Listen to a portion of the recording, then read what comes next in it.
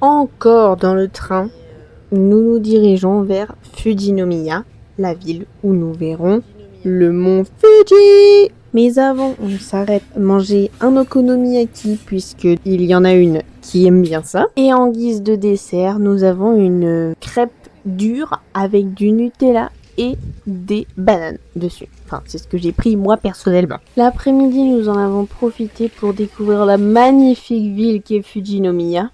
C'est humoristique, bien évidemment. Sur notre petit guide du routard, c'était marqué que c'était très touristique, que le cœur de la ville, il y avait plein de monde. Et on était très surpris de voir une ville morte à la place. Le seul endroit qui faisait un peu rêver, c'était ici, sur un temple avec un étang, et c'était pas si grand que ça, hein. Et en plus, il y avait des nuages, du coup on voyait pas le mont Fuji.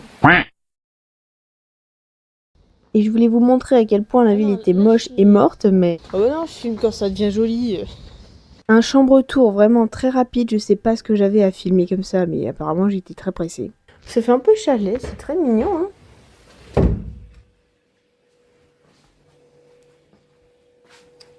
Comment ça s'ouvre ça? Bon, on a une belle vue sur la prison.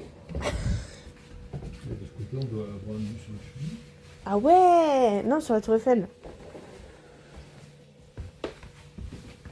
Ouais, la Tour Eiffel. Oui, mais si, le Fuji, il est là-bas, non?